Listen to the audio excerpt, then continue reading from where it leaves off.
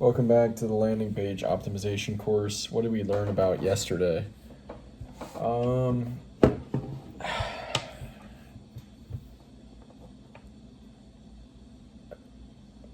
okay.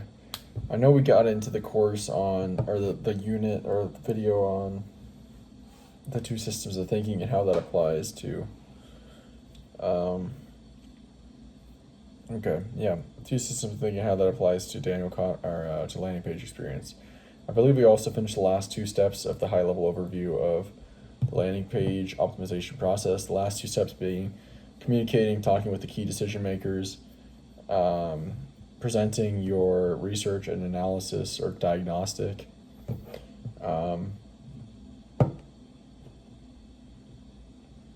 yeah, and then getting the productized or finished, produced, the professional copy and design. Yep, and then step 5, experimentation and validation. So the landing page optimization is a continuous process, continuous testing. If you have enough traffic, definitely do A/B tests. If you don't have enough traffic, do not do A/B testing.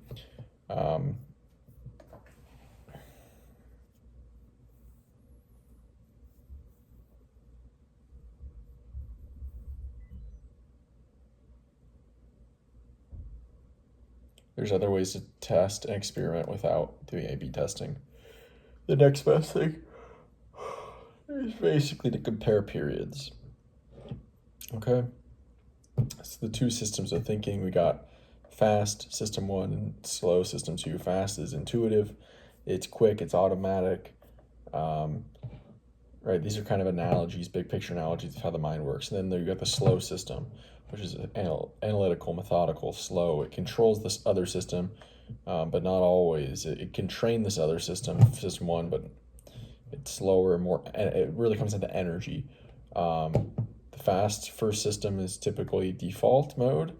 It's much less energy intensive, almost effortless, versus the system 2 is much more effortful. I think this is all system 2 when I'm recalling stuff like this, but I think naturally I default more towards system 2 just in my life, but maybe even I spend more time probably in system 1 than system 2. So system 1 basically gives you all the benefits of less time and energy spent on information processing and decision making. However, that can lead to biases, cognitive biases, and it can lead to mistakes and errors. These are known as heuristics, these fast shortcuts, mental shortcuts for processing information faster. So this is all going to tie into the landing page experience.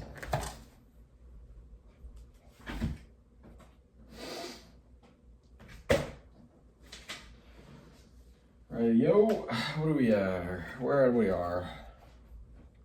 Do I have a pen over here? Where's my pen? What the heck, man?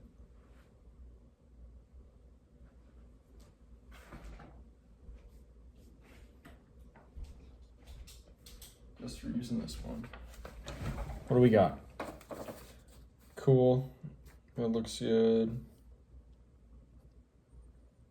It's not really that rational. It's more on limited information and emotions, jumping to conclusions. Okay, steps 3 and 4, or 4 and 5. 4.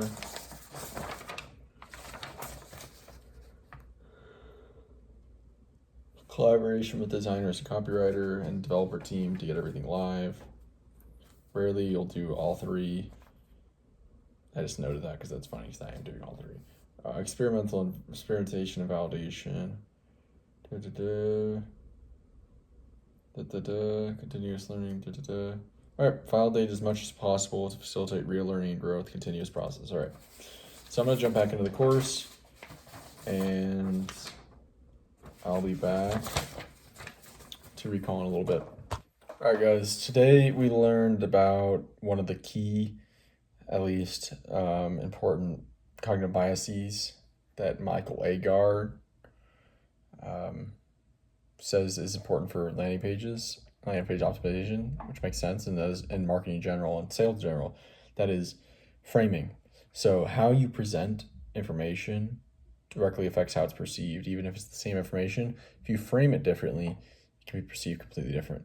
So give a couple examples, like, what is healthier, 97.5% fat-free meat or 2.5% fat meat?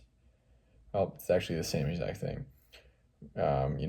If you say something has a 90% survival rate, it's perceived differently if you say it has a 10% mortality rate.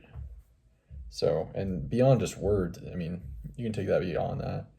Talk about inflection, talk about, emotion behind the words. But for this, we're just talking about landing pages, so we're really talking about words mostly.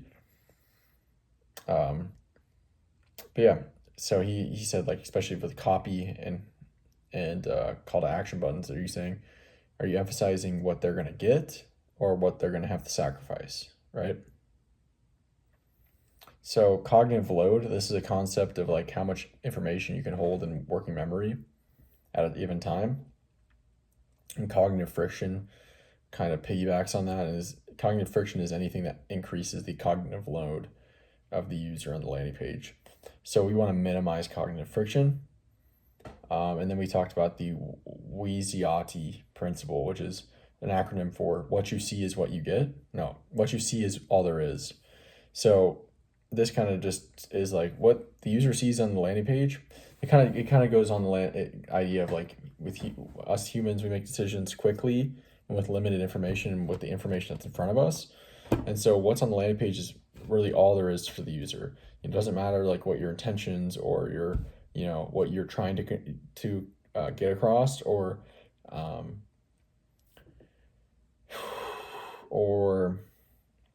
your background knowledge. All that matters is what's there and how they perceive it, really how they perceive it. So I think that's basically everything from that basic behavioral science course, or not course, but overview of behavioral and cognitive psychology for the landing page optimization course. Was there a title?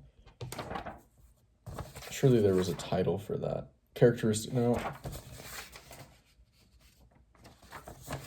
Right here, fast and slow thinking, basic behavioral psychology.